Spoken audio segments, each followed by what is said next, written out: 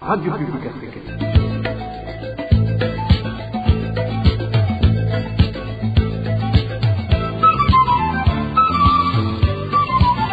Radio Publique Africaine.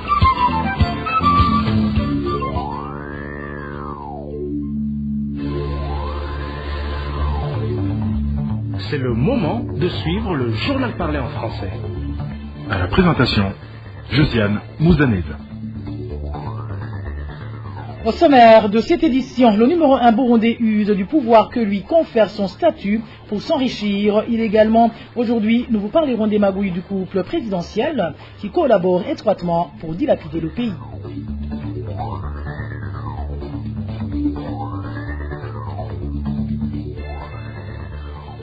Il est inconcevable qu'un citoyen soit contraint de séjourner au cachot alors qu'il n'a commis aucun crime, juste pour fuir les exactions d'un député qui veut qu'il s'associe de force dans son projet. Vous suivrez dans ce journal la réaction du réseau des citoyens probes à ce propos. Dans ce journal, nous vous parlerons également de la pénurie du carburant, cette fois-ci de type mazout, qui commence à paralyser le secteur du transport en commun à Bujumbura, la capitale économique. Voilà pour les grandes articulations. Bien le bonsoir chez vous, mesdames et messieurs. Tout de suite, le développement de ces titres.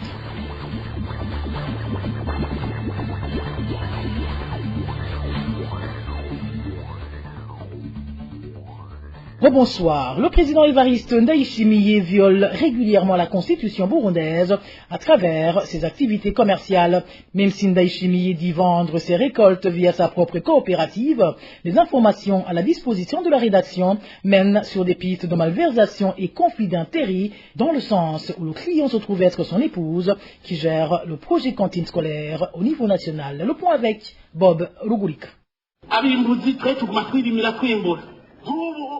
Nous les cultivateurs continuons à produire. Maintenant j'attends une récolte de plus de 300 tonnes de pommes de terre. Et vous comptez venir acheter un kilo à 300 francs boules?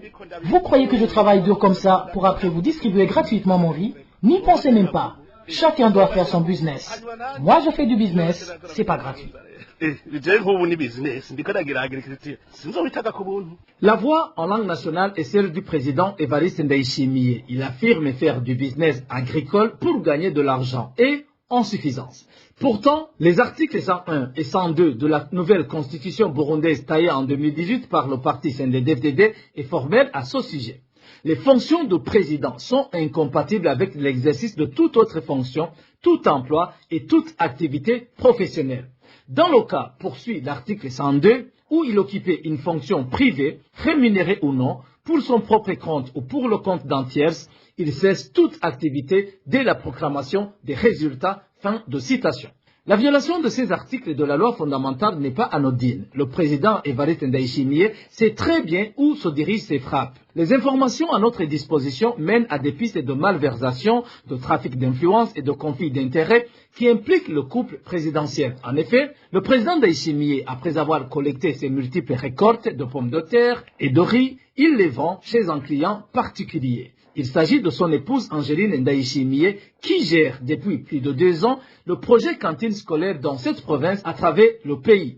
Les mêmes informations signalent des pratiques de surfacturation lors de la conclusion de ces marchés. Le projet cantine scolaire géré par Madame Ndayishimiye est doté d'un budget en termes de milliards de francs burundais à côté d'autres contributions des bailleurs multilatéraux comme le PAM, l'UNICEF, la Banque mondiale ainsi que d'autres partenaires financiers et techniques. Nous avons encore une fois contacté les services de la communication à la présidence pour s'exprimer sur toutes ces pratiques illégales et frauduleuses, mais la porte-parole, Madame Gatoni-Guylaine Rosine, n'a pas toujours voulu réagir. Bob Rugurika, ces agissements des instances dirigeantes du pays inquiètent également l'organisation Partners for Peace and Prosperity qui s'insurge contre les déclarations de certains dirigeants du pays qui, selon cette organisation, donnent une mauvaise image du Burundi. Cette organisation donne entre autres exemples les déclarations du chef de l'État sur la pauvreté et le chômage, des déclarations qui, selon l'organisation Partners for Peace and Prosperity, viennent attester que les dirigeants du pays ne savent pas leur mission. Je vous propose d'écouter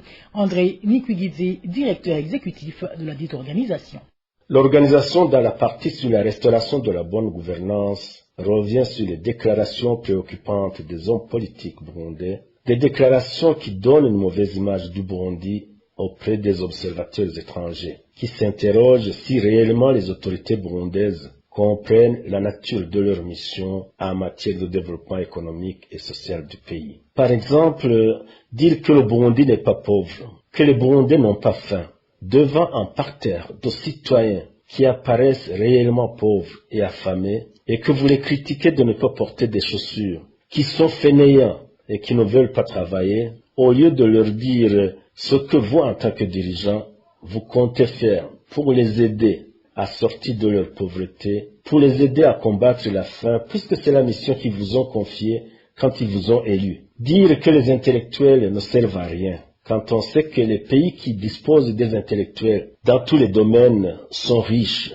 étant donné que les intellectuels constituent un capital humain important pour le développement, et sachant que le pays a dépensé d'énormes sommes d'argent pour leur éducation. Et vous, en tant que dirigeant, quel programme avez-vous présenté à ces intellectuels afin qu'ils vous appuient? Dire qu'au Burundi, il n'y a pas de chômeurs, mais qu'il existe plutôt des fainéants. Connaissant le nombre important de diplômés sans emploi, plus de 65% des jeunes étant sans emploi adéquat, et qu'au bord du désespoir, ces jeunes se retrouvent en train d'exercer des emplois ne correspondant pas à leur formation ou leur qualification. Dire que vous, en tant que chef d'État, vous pouvez ordonner, donner des ordres au gouverneur de la Banque centrale pour qu'il change la valeur de la monnaie burundaise, sachant que la valeur du franc burundais ou toute autre monnaie à travers le monde est déterminée par les institutions telles que le Fonds monétaire international en collaboration avec la Banque mondiale en fonction de l'état de l'économie du pays concerné. Dire enfin que le franc burundais ne se déprécie pas et qu'au contraire, il a une plus grande valeur par rapport aux monnaies des pays voisins, sachant qu'en l'année 2000, 10 000 francs burundais pouvaient nourrir toute une famille durant une semaine et qu'aujourd'hui, les 10 000 francs burundais achètent à peine 2 kilos de riz. Et d'autres déclarations que nous entendons tous les jours. Pour l'organisation Partners for Peace and Prosperity, le pouvoir en place est débordé par les problèmes qui hantent le pays et voudrait chercher des boucs émissaires principalement parmi les membres de l'opposition. Encore une fois, André Nikwigit. Mais je vous dirais qu'en politique, ce type de déclaration a une explication. Un dirigeant politique submergé par plusieurs crises politiques, économiques ou sociales auxquelles il ne trouve pas de solution se résout à jeter la responsabilité à ses opposants politiques qui passent le temps à critiquer. Il jette la responsabilité à ces soi-disant intellectuels qui désinforment et induisent en erreur les populations. Il jette la responsabilité à ces mêmes populations qui ne veulent pas travailler, que enfin lui n'a aucune responsabilité dans les crises que traverse le pays et promet néanmoins qu'il va tout faire pour régler les problèmes sans dire évidemment comment, comme si les populations n'avaient aucun rôle dans la résolution des problèmes qui les concernent, à condition que ceux dirigeants reconnaissent que le pays traverse réellement des crises. En général, comme vous le savez, un leader doit être le modèle dont tout le monde souhaite suivre l'exemple. Vous entendez souvent des citations des anciens leaders qui sont reprises aujourd'hui, 20, 50 ans ou plus après qu'ils ne sont plus. Et vous, en tant que leader d'aujourd'hui, que souhaitez-vous que la jeunesse se souvienne 20 ans ou plus après que vous ne serez plus aux affaires? Et qu'avez-vous fait lorsque la population vous demandait de l'aide? Les avez-vous écoutés? Les avez-vous consolés? Les avez-vous réunis pour trouver des solutions ensemble aux problèmes ou les avez-vous ignorés? Telles sont les questions qu'un dirigeant devrait se poser aujourd'hui. Parlons à présent sécurité où les Burundais d'Otobo sont appelés à dénoncer l'acte abject de vandalisme récemment commis au monument du héros national de l'indépendance, situé au chef-lieu de la province Karusi. Propos de Tassien Sibomana, responsable du parti UPRONA de l'opposition, qui endosse la responsabilité première à l'administration et à la police, vu qu'il est insensé qu'un tel lieu soit saccagé alors qu'il devrait être protégé et gardé, suivi. D'abord, en tant que responsable du parti UPRONA de l'opposition, j'ai effectivement appris cette triste nouvelle. Nous n'avons jamais eu aucune position de l'administration ou de la police à propos. Et je demande que le fondateur de Parti de l'indépendance soit respecté même à travers ses symboles, à travers ses statues, à travers ses monuments. Ça, c'est un. Deux, comme tout citoyen qui se respecte et qui apprécie à sa juste valeur Ce qu'a fait le prince Louis Rwagasore, jusqu'à donner sa vie pour que les Burundais recouvrions l'indépendance, nous devrions tous être sensibles à l'honneur de tout ce qui le représente. Je parle des statues, des monuments, des journées commémoratives, parce que ce n'est pas une personne ordinaire. Des personnes comme celle-là, on n'en a pas beaucoup, et ici comme ailleurs. Il faut donc que ces lieux soient protégés, soient bien aménagés, soient bien clôturés, et pourquoi pas gardés, pour que n'importe quel aventurier ne s'arroge le droit d'y faire n'importe quoi ou d'y accéder à n'importe quel moment. En tant que juriste, ce responsable du parti de Rwagasore demande à la justice de sévir exemplairement pour que les coupables sachent que vandaliser la statue de ce héros qui a donné sa vie pour sortir les Burundais de l'esclavage équivaut à braver l'interdit, encore une fois, Tassien Sibomana. Je demande que les enquêtes soient menées jusqu'à bon port, avec le plus grand sérieux du monde. Parce que faire des choses pareilles jusqu'à décapiter le statut de héros de l'indépendance, ça relève d'une autre ère. Soit la personne est malade mentale, auquel cas il est pénalement irresponsable, la responsabilité revenant à l'administration et à la police pour protéger des lieux comme ceux-là, soit il est complètement animé d'un esprit de rancœur, de vengeance et pourquoi pas d'intolérance politique. C'est pourquoi, conformément à l'article 337 du Code pénal, je recommande que, une fois les enquêtes terminées, le coupable soit traduit en justice et soit châtié par la peine la plus forte, telle que le prévoit l'article 337, qui prévoit que le coupable de ce genre d'infraction soit réprimé par une peine allant d'une année à 5 ans. Il ne faut pas que le juge se contente de la peine minimum. Il faut que la leçon soit donnée à tous les Burundais. Il faut que la leçon soit tirée pour qu'on sache respecter et dire que plus jamais ça, et qu'on respecte une personnalité comme celle-là, même dans sa tombe. Je recommande fermement à tous les intervenants dans le processus d'enquête jusqu'au jugement d'être attentifs à la peine maximale que prévoit l'article 337 du Code pénal. Sécurité toujours, un citoyen de la sous-colline Ninga, colline et zone Buringa, commune Gihanga en province Bubanza, a été grièvement blessé la nuit de ce lundi par des inconnus armés de machettes et de gourdins, lesquels l'ont parapluie dans une rivière. Pour le moment, les habitants de cette colline sont dans une peur panique suite à la multiplication de ce genre de crimes qui ont déjà fait 3 victimes en seulement 3 jours. Le reportage est signé Emmanuel Nyongeku. Ce citoyen qui a été attaqué par des gens armés de machettes et de gourdins la nuit de ce lundi est connu sous le prénom de Gérard, président du village 2. Après avoir commis ce crime, nos sources dans la localité indiquent que ses bourreaux l'ont jeté dans la rivière de Ninga, croyant qu'il était mort. Des gens qui l'ont aperçu en premier ont vite alerté les administratifs à la base qui, à leur tour, l'ont conduit au centre de santé proche. Un des habitants de la colline Buringa témoigne. La nuit dernière, une personne a été sérieusement tabassée, puis blessée à coups de machette. Cela s'est passé dans le village 2. La victime fait partie des déplacés qui sont venus de Kagaraga. Il était dans un état très critique, à tel point que des administratifs l'ont conduit au centre de santé situé sur la 8e transversale ici à Buringa. Toutefois, sa santé n'est pas du tout bonne.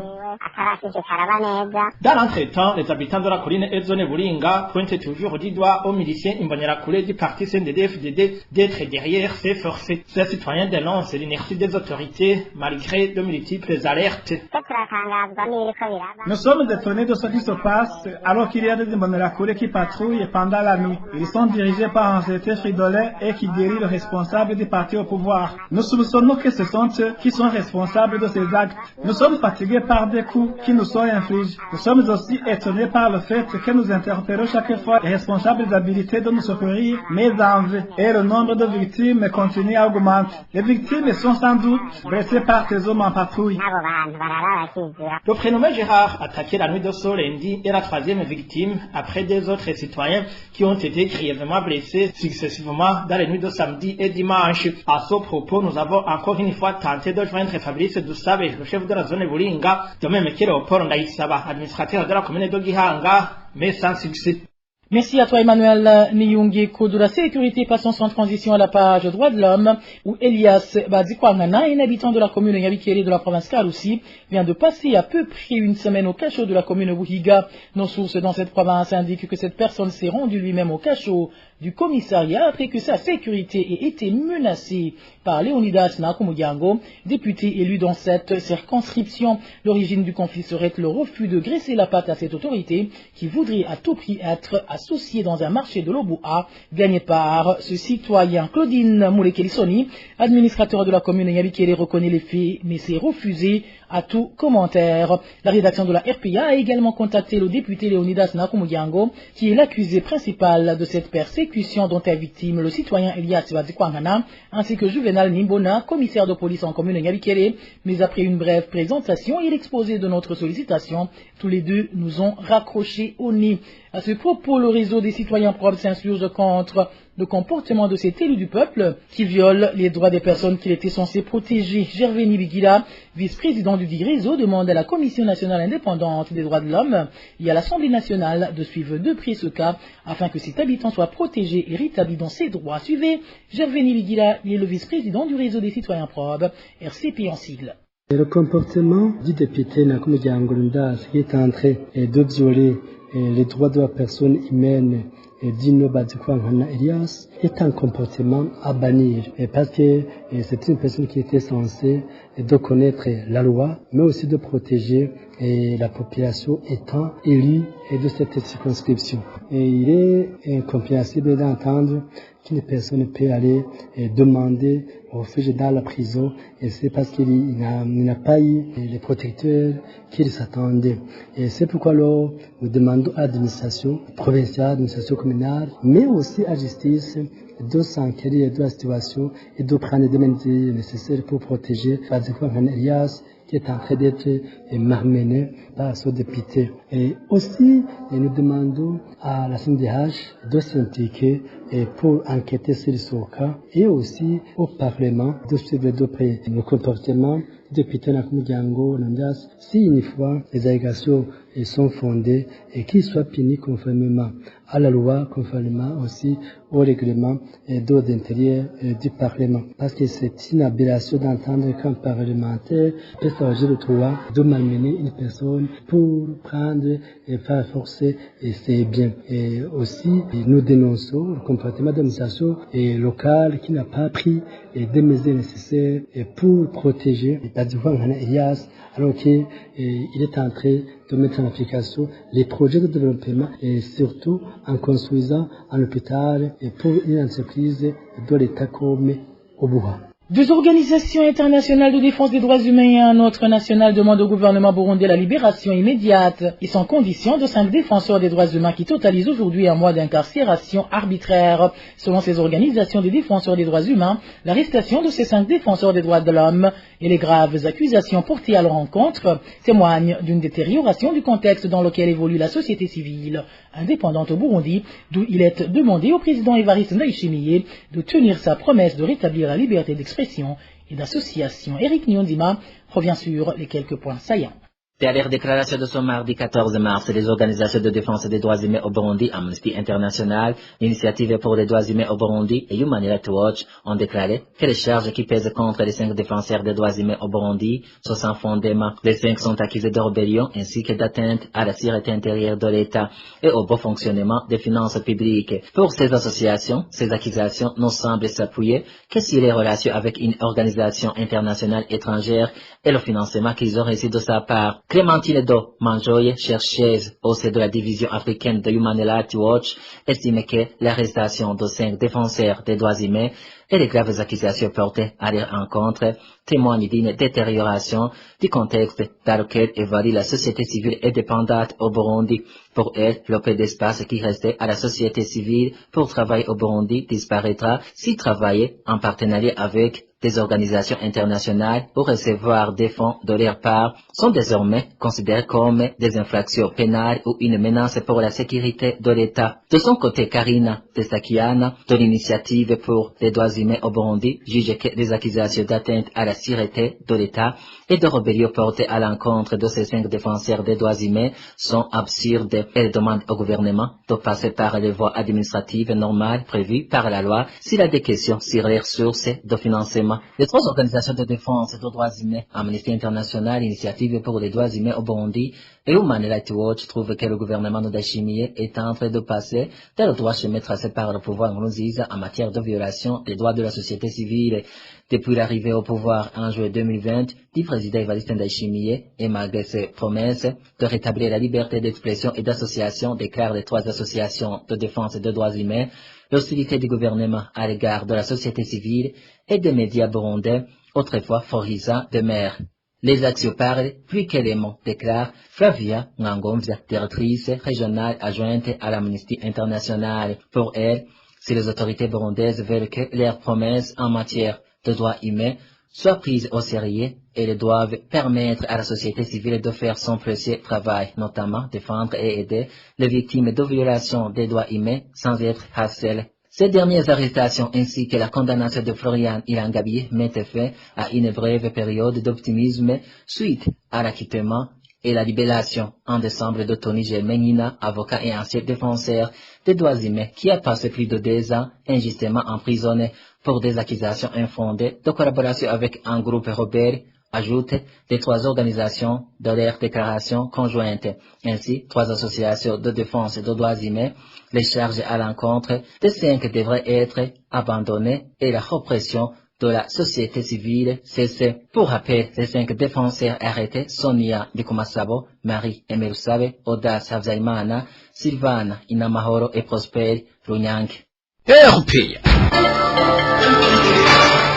Je vous le disais en titre, depuis maintenant 3 jours, Bujumbura, la capitale économique du Burundi, fait face à la pénurie du carburant de type mazout, une situation qui paralyse déjà le secteur du transport en commun. En effet, il est observé de longues files des habitants de la capitale qui désirent rentrer par transport en commun, vu que certains minibus sont garés à domicile, d'autres sur les parkings. Elvis Nyomongere. La pénurie du carburant de type mazout à Mairie de Bujumbura a commencé depuis samedi dernier sur certaines stations-service. Nos sources à Mairie de Bujumbura indiquent que pas mal de minibus affectés dans le transport en commun sont maintenant cloués dans les parkings au domicile de leurs propriétaires. Cette situation perturbe déjà les secteurs de transport en commun. De longues files d'attente déjà qui voudraient se déplacer sont observées sur les parkings.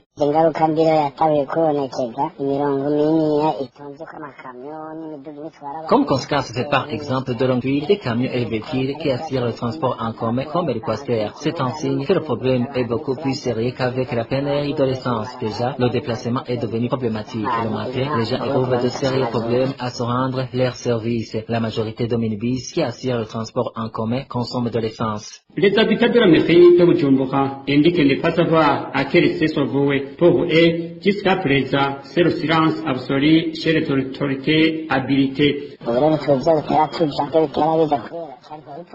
Nous ne savons pas où nous allons. Au moins, avec la pénurie de l'essence, l'on pouvait entendre rumeurs de quand on pourra avoir ce produit. Mais avec le mazout, ce silence radio, vraiment le Burundi est en danger. On ne sait pas qui viendra nous sauver. La rédaction de la RPA n'a pas encore pu joindre Albert Manigomba, directeur général de la régie des eaux, pour qu'il nous dise les raisons de cette pénurie.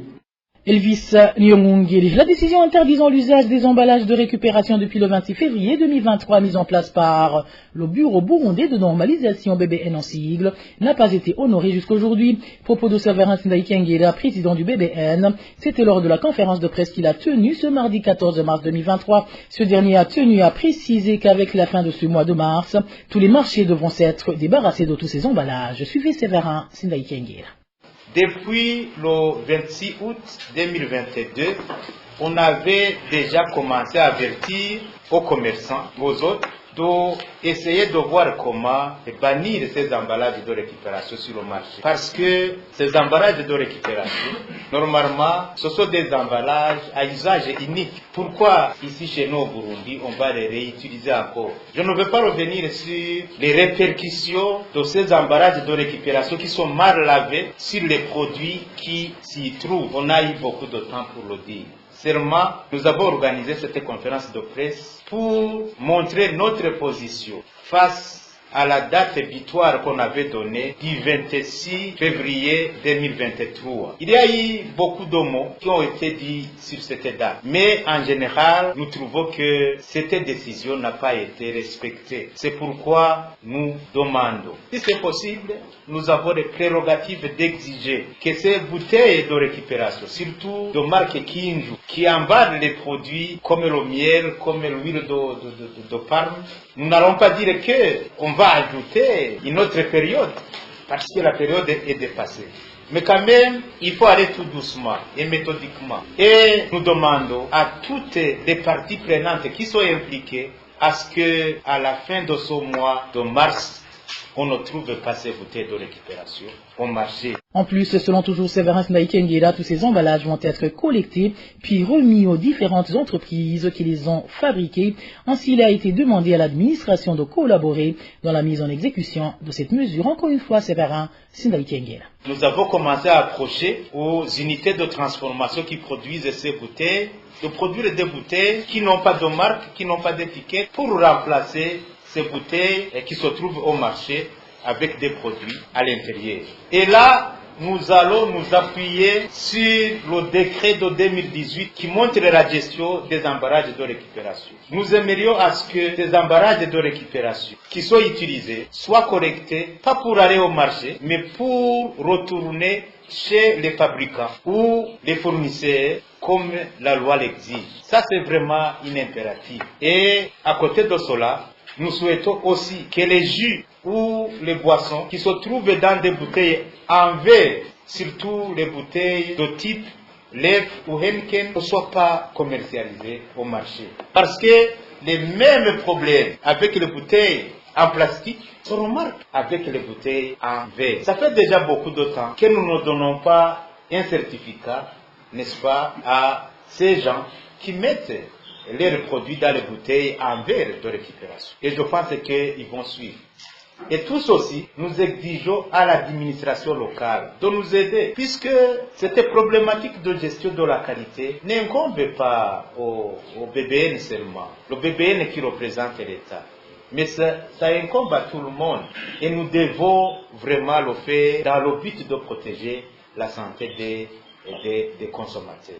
La loi en rapport avec l'interdiction de l'usage de ces bouteilles non biodégradables, de même que les emballages de récupération, a été signée depuis 2018 au Burundi, même si jusqu'à aujourd'hui, il n'a pas encore été exécuté. Et voilà, amis fidèles de la RPA, c'est par ici que prend fin le journal en français de ce mardi 14 mars 2023. Merci pour votre aimable écoute.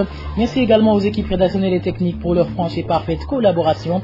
À la présentation de ce journal, vous étiez avec Josiane Mouzanedza. Passez de bons moments chez vous. À la prochaine.